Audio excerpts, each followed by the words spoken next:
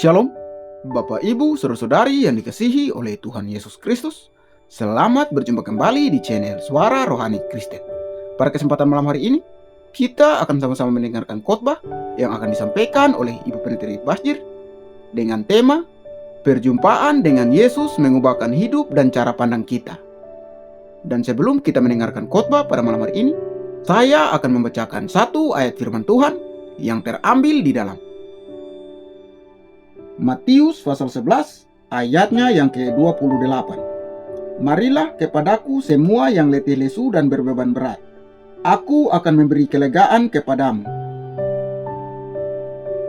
Shalom. Apa kabarnya hari ini? Walaupun ada masalah? Haleluya. Iya, tema dari firman Tuhan ya yang diberi bulan ini adalah perjumpaan dengan Yesus, mengubahkan hidup dan cara pandang kita. Amin, saudara. Ya, semakin kita mengenal Tuhan, berjumpa dengan Tuhan, maka hidup kita semakin diubahkan. Hari ini saya pengen kita belajar sama-sama. Kita buka langsung dari Injil Yohanes pasal yang keempat. Injil Yohanes pasal yang keempat, perjumpaan Tuhan Yesus dengan perempuan Samaria. Yang Injil Yohanes 4 ayat yang pertama, di sana firman Tuhan berkata demikian. Baca 1, 2, 3. Ketika Tuhan Yesus mengetahui bahwa orang-orang Farisi telah mendengar bahwa ia memperoleh dan membaptis murid lebih banyak daripada Yohanes, meskipun Yesus sendiri tidak membaptis melainkan murid-muridnya, ia pun meninggalkan Yudea dan kembali lagi ke Galilea. Ia harus melintasi daerah Samaria, maka sampailah ia ke sebuah kota di Samaria yang bernama Sikar, dekat tanah yang diberikan Yakub dahulu kepada anaknya Yusuf. Ayat 6. Di situ terdapat sumur Yakub. Yesus sangat letih oleh perjalanan, karena itu ia duduk di pinggir sumur itu. Hari kira-kira pukul 12 ya. Maka datanglah seorang perempuan Samaria hendak menimba air. Kata Yesus kepadanya, berilah aku minum. Sebab murid-muridnya telah pergi ke kota membeli makanan. Maka kata perempuan Samaria itu kepadanya, masakan engkau seorang Yahudi minta minum kepadaku seorang Samaria? Sebab orang Yahudi tidak bergaul dengan orang Samaria. Jawab Yesus kepadanya, jikalau engkau tahu tentang karunia Allah dan siapakah dia yang berkata kepadamu, berilah aku minum, niscaya engkau telah meminta kepadanya dan ia telah memberikan kepadamu air hidup. Ayat 11, kata perempuan itu kepadanya, Tuhan, engkau tidak punya timba dan sumur ini amat dalam. Dari mana engkau memperoleh air hidup itu? Adakah engkau lebih besar daripada bapa kami Yakub yang telah memberikan sumur ini kepada kami dan yang telah minum sendiri dari dalamnya, ia serta anak-anaknya dan ternaknya? Jawab Yesus kepadanya, barang siapa minum air ini, ia akan haus lagi. Tetapi barang siapa minum air yang akan kuberikan kepadanya, ia tidak akan haus untuk selama-lamanya. Sebaliknya, air yang akan kuberikan kepadanya akan menjadi mata air dari dalam dirinya yang terus-menerus memancar sampai kepada hidup yang kekal. Kata perempuan itu kepadanya, Tuhan, berikanlah aku air itu supaya aku tidak haus dan tidak usah datang lagi ke sini untuk menimba air. Kata Yesus kepadanya apa? Pergilah, panggillah suamimu dan datanglah ke sini. Kata perempuan itu, aku tidak mempunyai suami. Kata Yesus kepadanya, tepat katamu bahwa engkau tidak mempunyai suami. Sebab engkau sudah mempunyai 5 dan yang sekarang ada padamu bukanlah suamimu. Dalam hal ini engkau berkata benar. Sampai di situ dulu. Bapak Ibu, Yesus ketika akan kembali ke Galilea, dia berjumpa dengan seorang perempuan Samaria di satu sumur. Alkitab mencatat pada waktu itu jam 12 siang Yesus mampir di sumur itu. Alkitab selalu memberitahu waktu, saudara, karena ada penjelasan di dalamnya. Tadi kita sudah belajar tadi pagi tentang siapa? Nikodemus. Nikodemus menjumpai Yesus pada malam hari. Kenapa malam? Karena dia takut ketahuan, karena dia seorang guru agama Yahudi. Kalau ini dikatakan jam 12 siang, Yesus mampir di sumur itu. Kenapa jam 12? Bapak Ibu, dulu orang kalau ambil air semua di sumur. Ada di sini yang pernah mengalami ambil air di sumur? Siapa angkat tangan? Ketahuan angkatannya ya. Berarti sudah tua. Saya juga dulu begitu. Nah, sumur itu biasanya ramai jam berapa? Ya, pagi itu kan, ibu-ibu apalagi toh. Anak-anak baru bangun, mau mandi, mau masak. Sumur biasa ramai pagi dan sore. Siang itu biasanya sepi. Ketika Yesus datang ke sumur itu jam 12 siang, dan ingat tidak ada perkara yang kebetulan. Yesus datang di sana karena dia tahu ada seorang yang mau datang. Dan itu seorang wanita.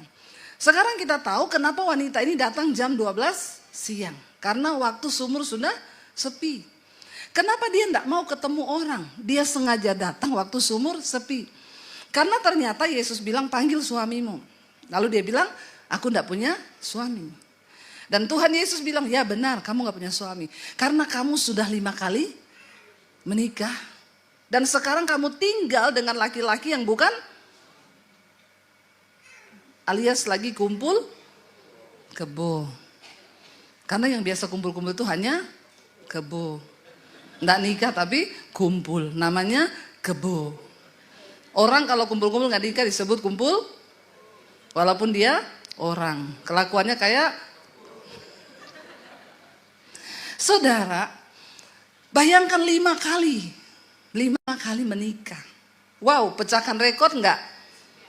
Iya, ya. Orang biasanya gagal menikah 1-2 kali lah ya. 1 kali nikah lagi oke. 2 ada juga karena mati. Ya, suami yang pertama mati, jadi janda kawin lagi, enggak apa-apa. Ya, tapi ini 5 kali. Dan sekarang lagi kumpul kebo. Ya, ini wanita luar biasa, saudara. Dia menikah dengan laki-laki yang pertama. Ada kehausan dalam dirinya yang tidak terpenuhi. Dia kawin dengan laki-laki pertama. Ternyata apa yang dia cari, dia tidak dapatkan. Dan akhirnya dia berpisah dengan suami yang pertama. Dia nikah lagi yang kedua, dengan harapan apa yang ada dalam dirinya bisa dia dapatkan dari suami yang kedua. Ada kehausan dalam dirinya, lalu ternyata dia tidak dapat. Dia menikah lagi yang ketiga. Dia mencari sesuatu, ya mungkin perhatian, kasih sayang. Ya, dia berpikir mungkin kalau dia nikah sama laki-laki ini dia akan mendapat perhatian, kasih sayang.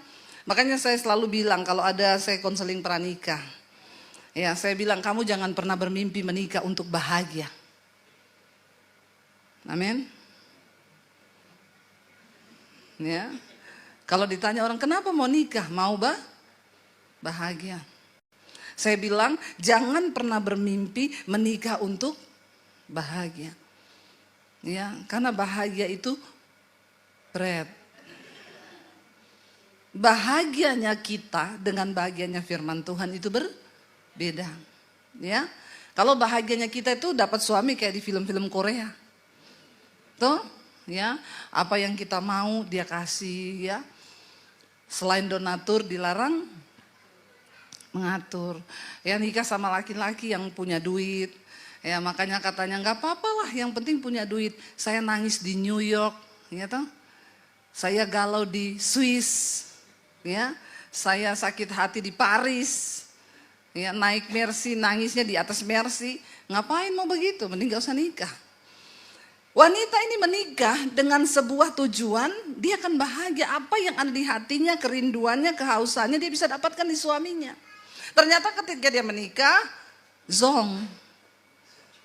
Ya, ternyata zong ternyata. Ya, tidak dapat apa-apa. Makanya ada istri yang bilang begini sama suaminya. Kamu itu kenapa kamu tidak bilang dari dulu kalau kamu nggak punya apa-apa.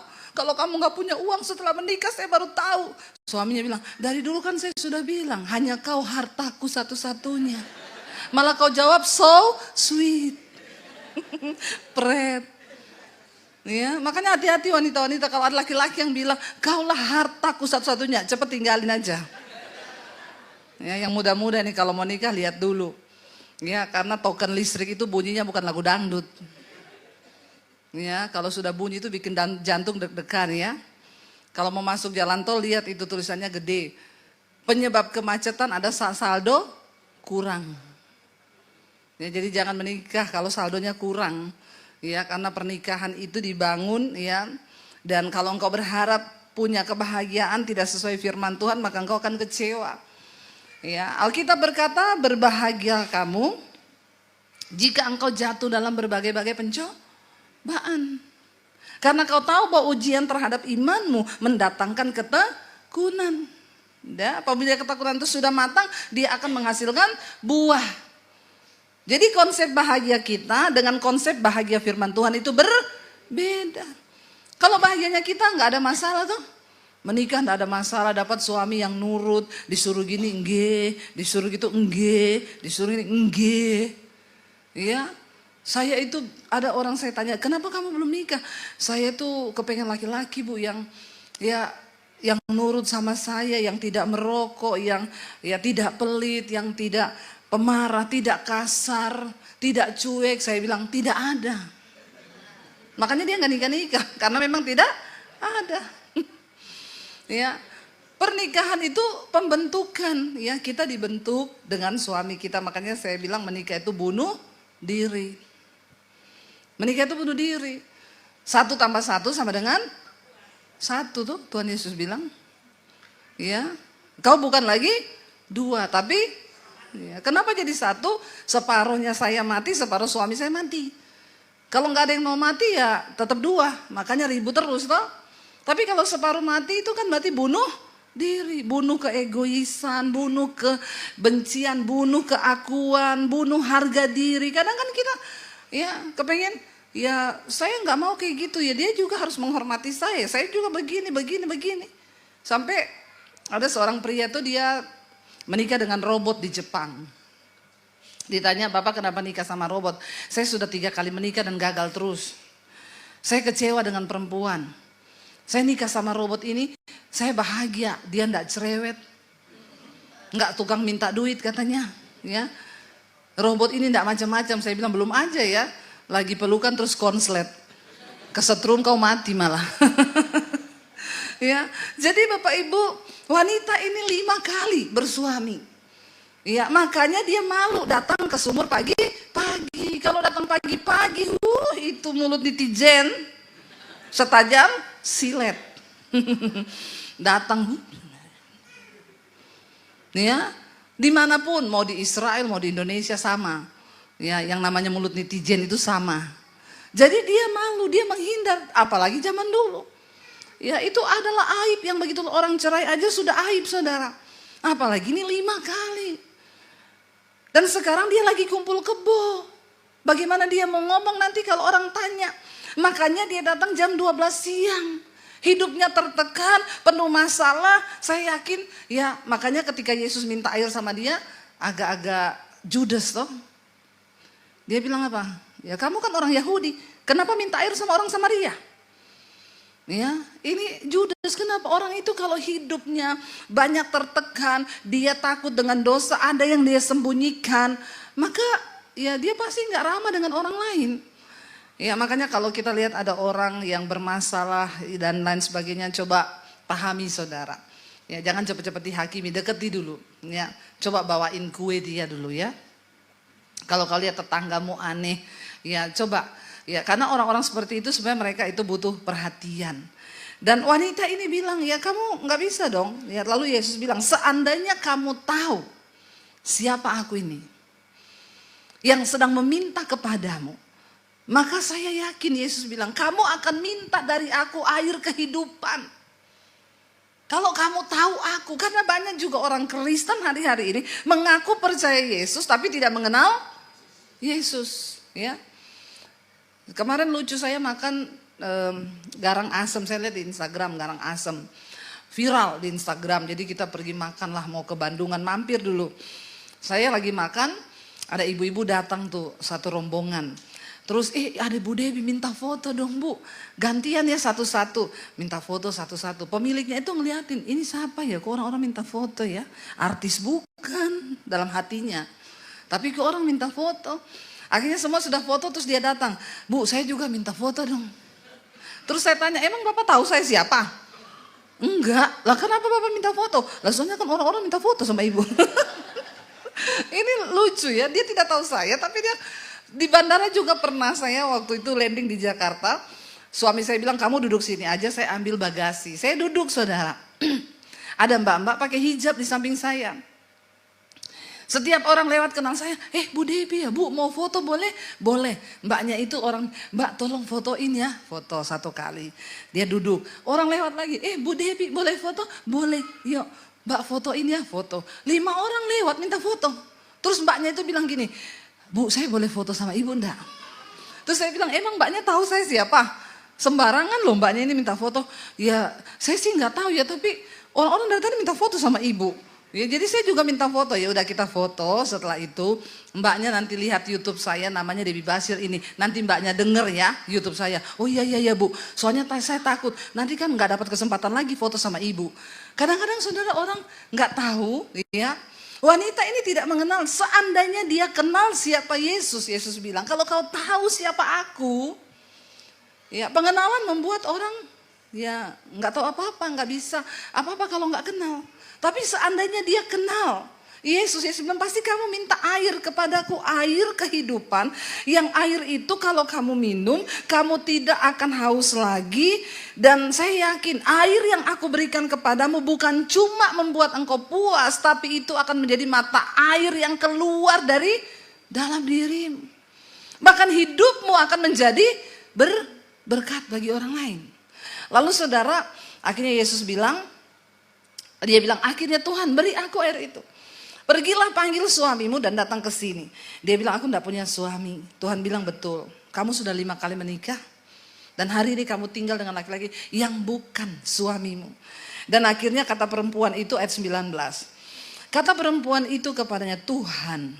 Dia mulai berubah, manggil Tuhan Yesus, Tuhan. Karena dia kaget kenapa Yesus tahu hidupnya. Padahal dia gak cerita. Gak ada orang yang kasih tahu. Karena Tuhan itu maha tahu. Lalu dia panggil, Tuhan, nyata sekarang padaku bahwa engkau seorang nabi. Tuhan, engkau nabi. Karena nabi itu yang tahu, maha tahu, kasih tahu sama dia. Nenek moyang kami menyembah di atas gunung ini, tetapi kamu katakan bahwa Yerusalemlah tempat orang menyembah. Kata Yesus kepadanya, percayalah padaku hai perempuan, saatnya akan tiba bahwa kamu akan menyembah Bapa bukan di gunung ini dan bukan juga di Yerusalem. Orang Samaria mencari Tuhan naik ke atas gunung. Orang Yahudi mencari Tuhan datang ke Yerusalem. Ada bait suci, tempat orang ketemu Tuhan. Yesus bilang satu saat akan datang, kamu tidak perlu lagi pergi berdoa ke Yerusalem, kamu juga tidak perlu naik ke atas gunung. Sebab apa? Ayat 22, dikatakan di sana, kamu menyembah apa yang tidak kamu kenal, kami menyembah apa yang kami kenal. Sebab keselamatan datang dari bangsa Yahudi, tetapi saatnya akan datang dan sudah tiba sekarang, kata Tuhan Yesus. Bahwa apa? Penyembah-penyembah benar akan menyembah Bapa di dalam roh dan kebenaran. Sebab Bapa menghendaki penyembah-penyembah yang demikian. Karena itu kenapa saya selalu kalau bawa grup ke Israel, saya bilang tidak usah pergi berdoa di tembok ratapan. Orang Yahudi berdoa di tembok ratapan, kenapa? Karena tembok itu dianggap menjadi tembok pembatas antara ruang kudus dan ruang maha kudus. Jadi mereka berdoa di situ. Itu bangunan bekas bait suci yang sudah dirobohkan. Saya bilang kalau orang Kristen mau datang ke sana, tidak usah berdoa di tembok ratapan. Karena Tuhan Yesus sendiri berkata, akan ada saatnya kamu tidak perlu lagi pergi berdoa ke Yerusalem. Sebab Bapa mencari penyembah benar yang menyembah Bapa dalam roh dan kebenaran. Amin saudara. Dan Allah itu roh. Barang siapa menyembah dia harus menyembahnya dalam roh dan kebenaran. Jawab perempuan itu kepadanya, aku tahu bahwa Mesias akan datang. Yang disebut juga Kristus. Apabila ia datang, ia akan memberitakan segala sesuatu kepada kami. Kata Yesus kepadanya, akulah dia yang sedang berkata-kata dengan engkau. Wow, wanita ini mengalami perjumpaan pribadi dengan Tuhan Sang Mesias itu. Dan setiap orang yang mengalami perjumpaan pribadi dengan Tuhan, hidupnya pasti berubah. nasibnya pasti berubah. Nah kalau ada orang Kristen puluhan tahun tapi hidupnya nggak berubah, nasibnya nggak berubah, saya curiga kau belum ketemu Tuhan Yesus. Terus ketemu siapa? Syaiton. Masa orang Kristen hidupnya nggak berubah, merokok tetap merokok, bersinah tetap bersinah, pelit tetap pelit, nggak usah angkat tangan. Ya makanya hidupmu nggak berubah, tidak ada buah yang engkau hasilkan. Dia mengalami perjumpaan pribadi dengan Tuhan. Ayat 27 dikatakan, pada waktu itu datanglah murid-muridnya dan mereka heran bahwa ia sedang bercakap-cakap dengan seorang perempuan. Tetapi tidak ada seorang pun yang berkata, apa yang engkau kehendaki atau apa yang engkau percakapkan dengan dia. Ayat 28 baca bersama. Maka perempuan itu meninggalkan tempayannya di situ. Lalu pergi kemana? Pergi kemana? Ke kota. Dan berkata kepada orang-orang yang ada di situ, mari lihat di sana ada seorang yang mengatakan padaku segala sesuatu yang telah kuperbuat. Mungkinkah dia Kristus itu? Maka mereka pun pergi keluar kota lalu datang kepada Yesus. Wanita ini yang tadinya datang di sumur jam 12 siang karena dia gak mau ketemu orang.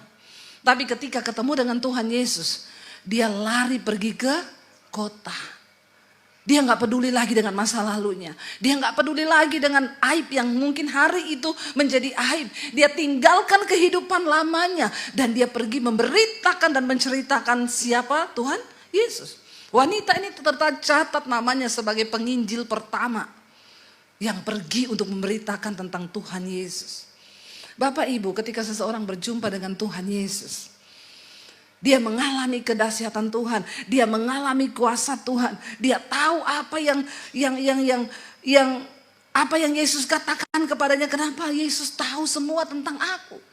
Dia ini Tuhan. Lalu itu tidak akan membuat dia itu berdiam diri, mulutnya tidak bisa dia tahan, dia harus menceritakan siapa Tuhan Yesus. Setiap kita terpanggil untuk menjadi penginjil-penginjil di akhir zaman.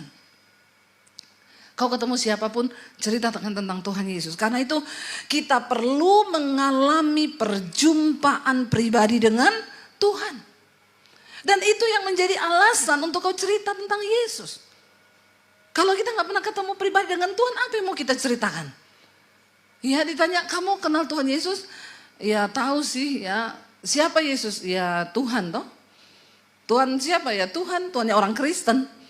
Kamu pernah mengalami dia? Ya apa ya?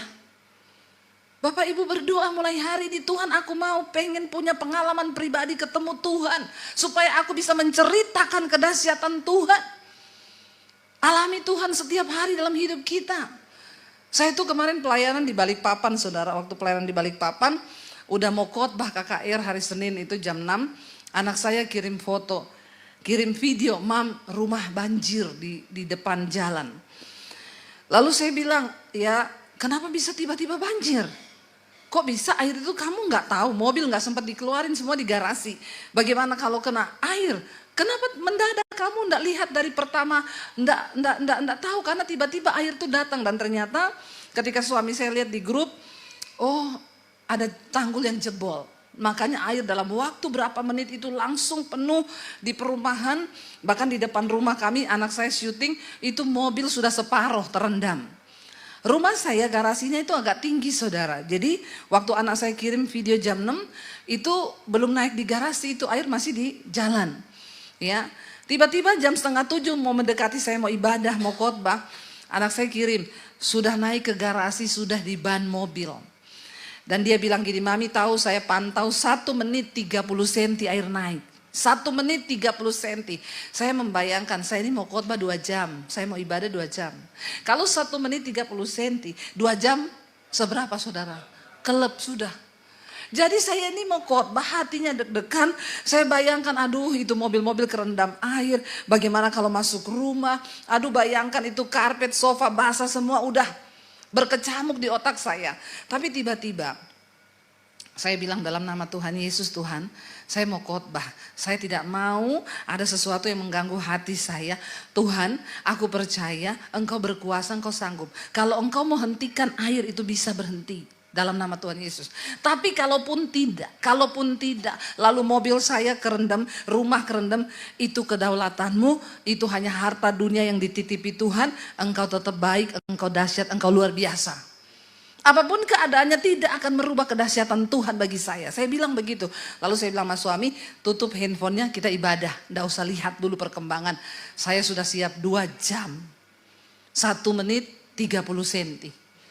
Karena itu jebol. Kalau jebol nggak bisa ditahan. Kalau dari hujan kan pelan-pelan. Tapi jebol itu udah nggak ada harapan.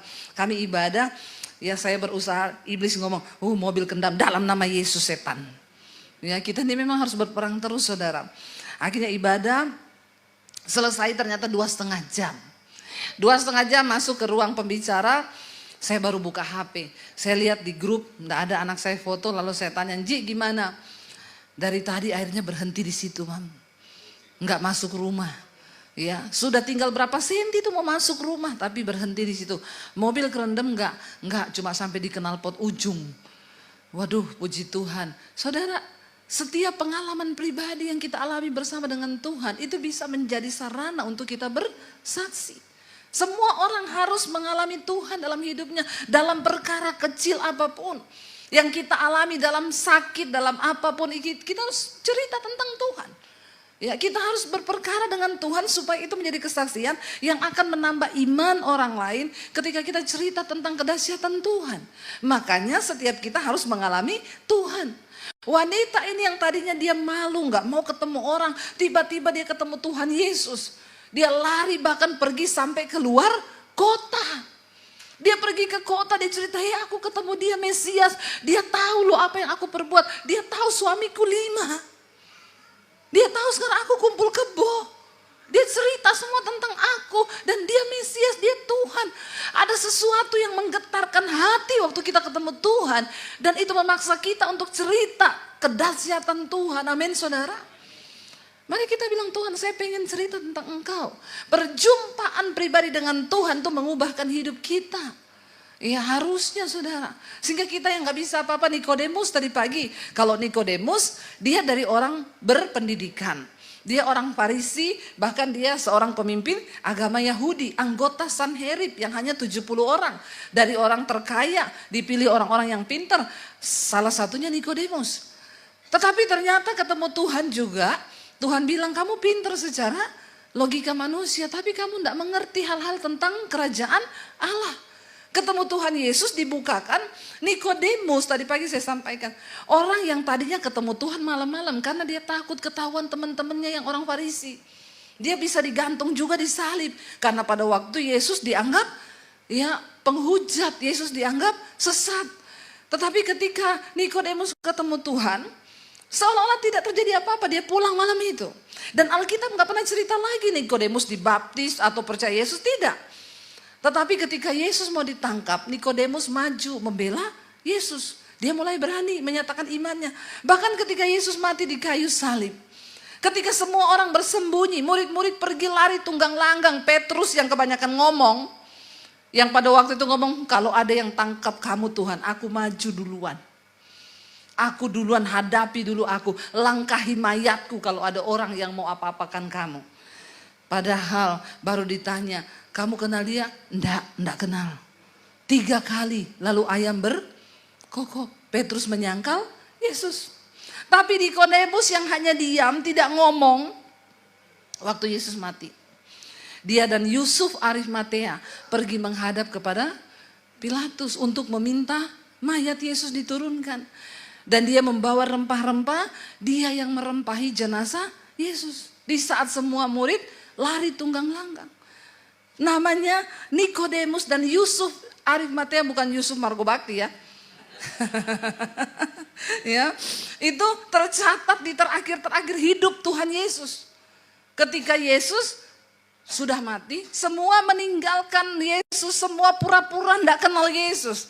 Tapi Yusuf dan Nikodemus, orang yang tadinya takut mengakui Yesus, di akhir hidup Yesus, mereka justru yang mengakui Tuhan Yesus. Keberanian muncul. Setiap orang yang berjumpa dengan Tuhan Yesus secara pribadi, terjadi perubahan dalam hidupnya. Bapak Ibu, jangan cuma menjadi Kristen. yang cuma puas duduk di bangku gereja. Tapi bilang, Tuhan aku mau menjadi orang Kristen yang hari-hari ini menuai jiwa. Waktu kita mati nanti, Tuhan di penghakiman Kristus yang terakhir, Tuhan tidak akan bertanya ya berapa uangmu, berapa apa jabatanmu, enggak. Tapi dia akan tanya, berapa jiwa yang sudah kau bawa bagi Kristus. Cuma itu. Coba kita merenung, kita ini sudah bawa jiwa apa belum? Ya, jiwa itu di mana kau dapat? Di mana saja, tetanggamu, temanmu, ya siapapun yang engkau temui, saudara.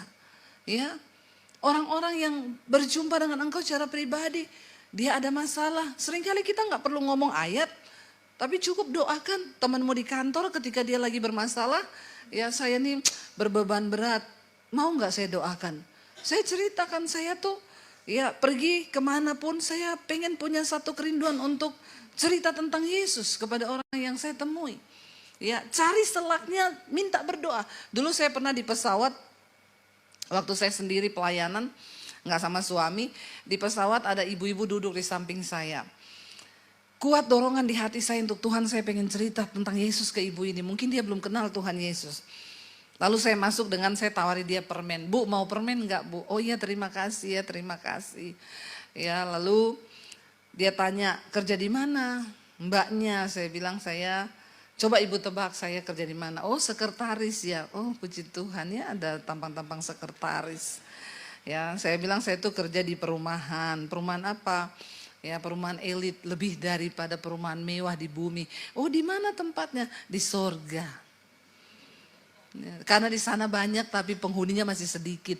Jadi saya ini agentnya bu, yang nyari-nyari orang untuk bisa dapat kafling di sana, amin. Saudara sudah punya kafling di sana? Sudah punya? Berarti siap berangkat ya? Kita semua harus punya rumah di sorga, ya. Lalu saudara, saya pertama cerita sama dia itu saya tanya, ibu dari mana? Oh saya dari ini bu, saya itu ketemu anak saya itu pengusaha orang kaya, ya. Oh dia pengusaha minyak gini-gini, oh licin ya bu ya, licin, iya licin memang mainnya minyak. Terus saya ini kerjaannya itu setiap bulan lihat cucu di Paris, lihat cucu di Amerika, lihat cucu di Australia, cucunya tersebar di bangsa-bangsa ya bu, iya. Oh berarti ibu bahagia banget ya? Iya kalau bahagia sih gimana ya bu? Terus ibu ini ngapain ke sini? Itu dia bu, saya ini datang ke sini menghadiri sidang perceraian anak saya. Oh yang main minyak itu? Iya, jadi mereka cerai, kasihan anak-anaknya. Lalu dia mulai curhat nangis saudara. Padahal tadi cerita mainnya ke New York, Inggris ya, kemana ke Paris, ternyata hidupnya kosong. Ketika saya tanya, iya bu anak saya itu bercerai begini-begini karena berselingkuh lalu gini. Lalu saya mulai pegang dia, saya mulai rangkul, bu yang manusia butuhkan tuh kebahagiaan tuh dari Tuhan. Ibu harus membawa anak-anak untuk datang sama Tuhan. Ibu Kristen? Enggak, saya bukan orang Kristen. Ibu cari Tuhan ya. Karena lah ibu percayanya apa? Oh kalau di agama saya mau tanya ibu kalau mati kemana? Kalau di saya percaya bu nanti kita mati ada reinkarnasi. Saya akan terlahir kembali. Jadi apa? Ya sesuai amal saya. Berarti ada kemungkinan ibu jadi kecoa. Bayangkan kalau orang banyak dosa terus hidup lagi jadi kecoa. Bahaya lu bu kalau jadi kecoa. Orang kalau ketemu kecoa semua pengen bunuh. Ya, kalau tercipta lagi jadi anjing yang lucu mungkin bahagia ya. Diuyel-uyel, tidur di tempat enak. Tapi kalau jadi kecoa. Lalu saya bilang sama dia, ibu, ya manusia itu ya terlahir hanya satu kali dan dia mati hanya satu kali. Kalau di agama kami, ibu percaya, saya mulai cerita tentang Injil. Ya, setelah manusia mati itu ya dia ke surga atau ke neraka aja. Lalu saya bersaksi bagaimana perjumpaan saya pribadi dengan Tuhan. Dia mulai nangis, mulai neteskan air mata. Lalu saya bilang, ibu saya mau berdoa buat ibu, boleh? Boleh. Saya berdoa buat dia di atas pesawat. Lalu turun dia bilang gini, bu di dekat rumah saya itu ada gereja. Saya janji, saya pulang dari sini nanti, hari Minggu saya mau datang ke gereja. Iya bu, karena kebahagiaan hanya ada dalam Tuhan Yesus. Iya saya akan datang ke gereja, saya mau cari Tuhan.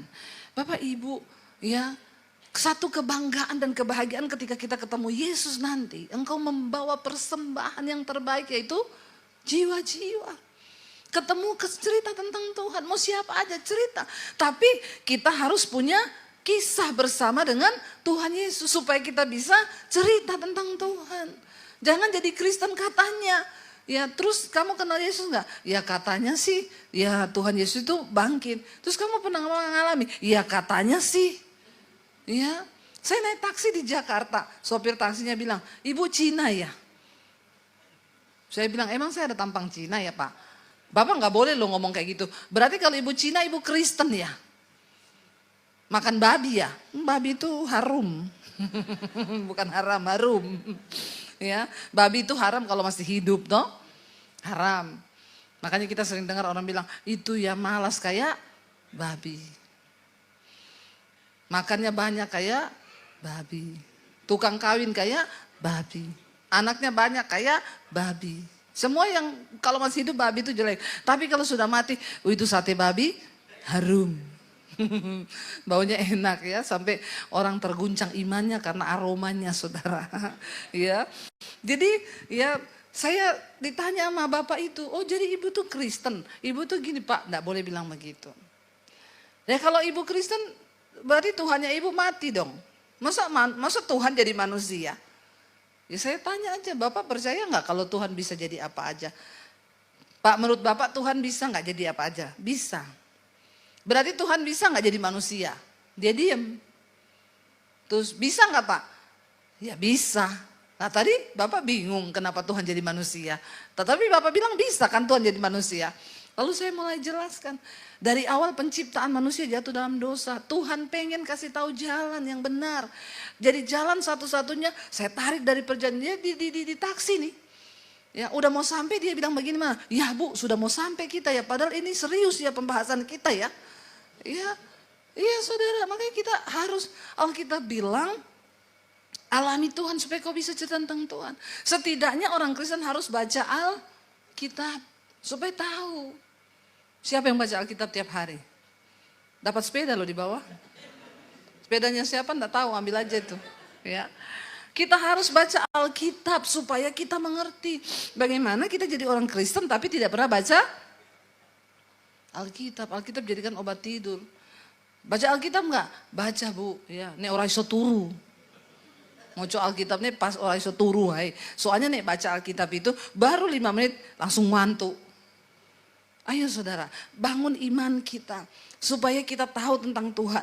Wanita ini tadinya dia malu, tadinya dia tidak punya pengharapan, dia menghindari orang, dia datang di sumur waktu siang hari jam 12 saat tidak ada orang. Tapi ketika dia ketemu Tuhan, dia lupakan semua dosanya, dia menjadi sesuatu yang baru, dia pergi menceritakan siapa Yesus itu.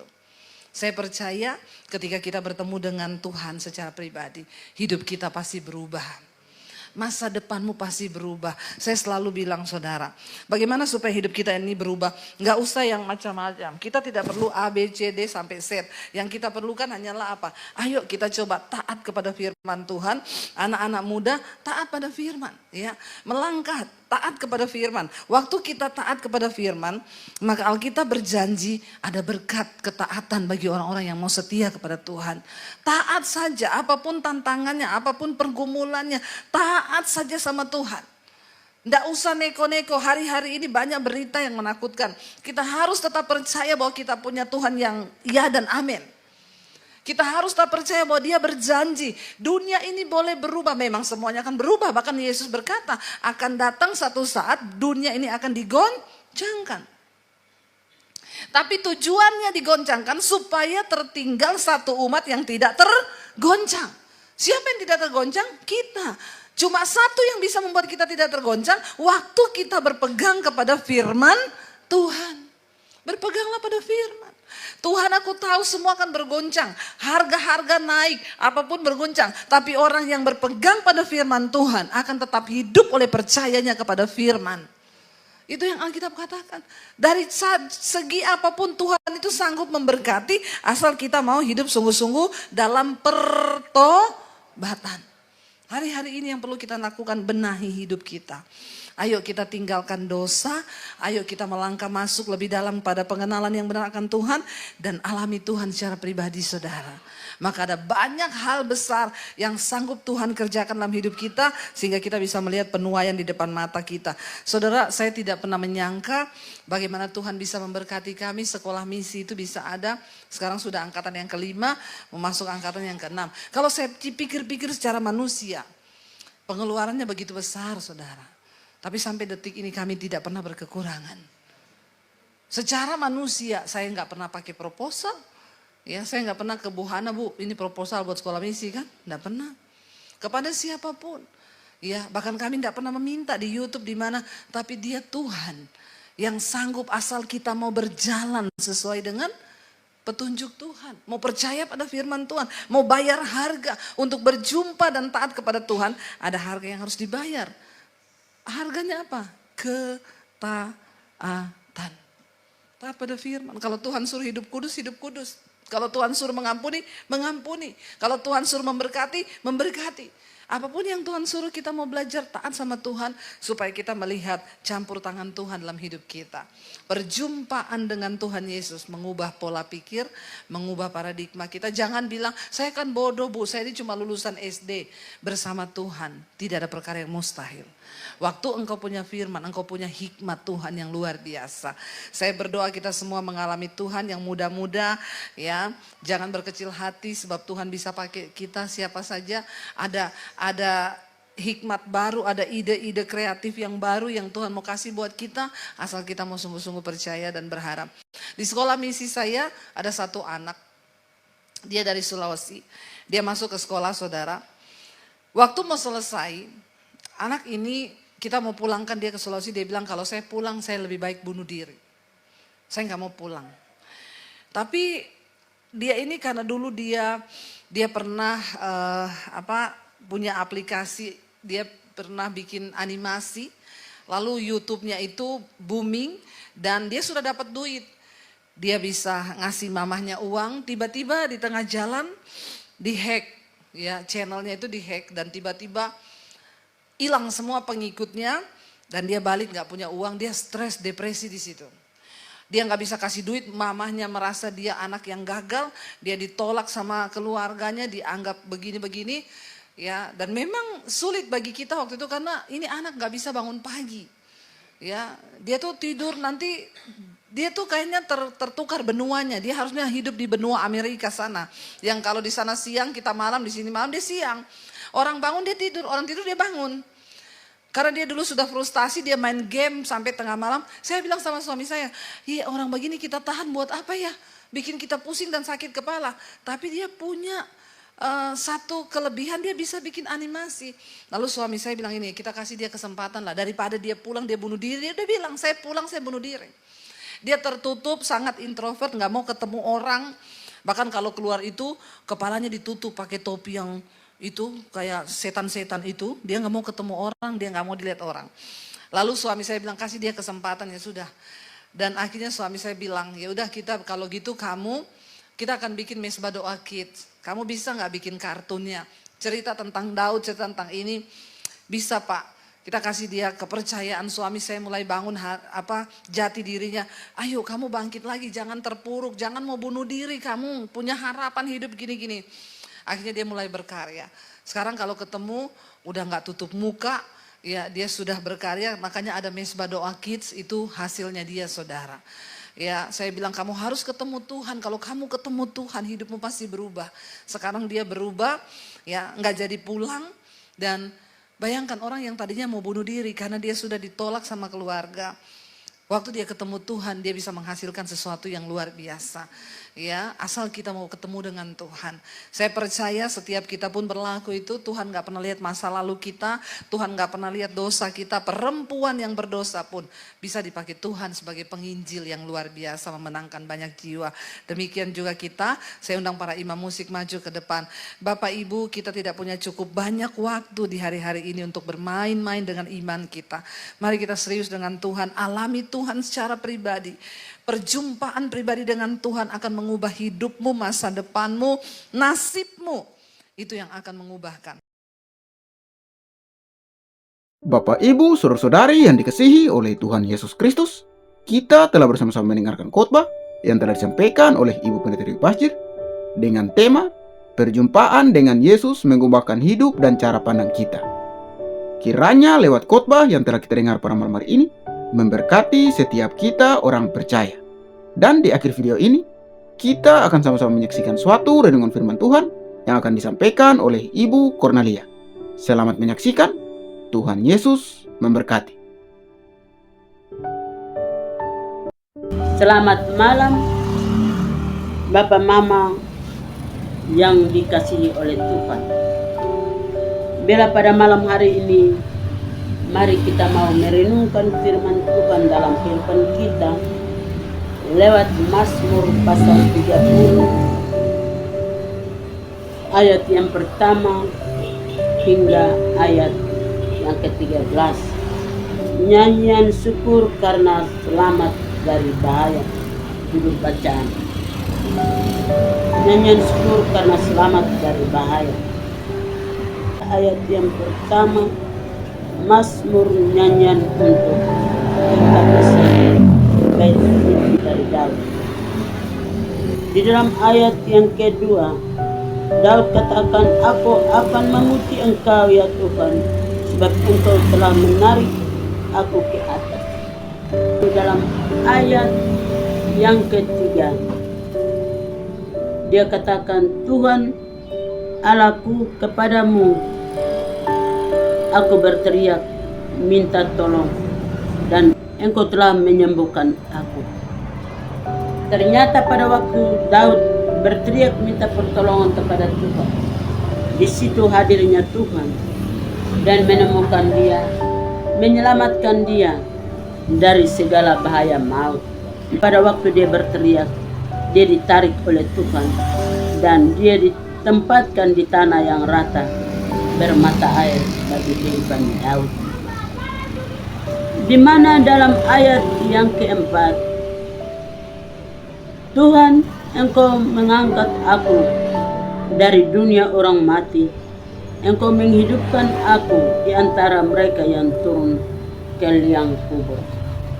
Di dalam posisi apapun, dia tetap siap dan Tuhan melepaskan dia dari maut. Mari kita sebagai umat pilihan Allah yang selalu menaruh pengharapan kita kepada Tuhan, bahwa apapun masalah kita, sampai di dalam alam baka pun Tuhan menarik kita untuk kita kembali. Bapak Mama, saudara sekalian, anak-anak yang diberkati oleh Tuhan, dalam ayat yang kelima, nyanyikanlah mazmur bagi Tuhan, hai orang-orang yang dikasihinya, dan persembahkanlah syukur kepadanya yang kudus. Ternyata dia memuji Tuhan, dia bermazmur bagi Tuhan, dia memanggil nama Tuhan, dia beria-ria atas kasih kesempatan yang ada, dia mengagungkan kebesaran Tuhan dalam hidupnya, di mana firman katakan Tuhan mengasihi dia, Tuhan selalu memberikan yang terbaik bagi orang yang dipercayakan oleh Tuhan. Sehingga di dalam ayat yang ke-6 dia katakan, sebab sesaat saja ia murka, tetapi seumur hidup ia bermurah hati. Sepanjang malam ada tangisan, menjelang pagi terdengar sorak-sorai. Hidup daripada Daud, dia tidak mengejar akan kekayaan. Dia mengejar akan Tuhan di mana Tuhan itu berada.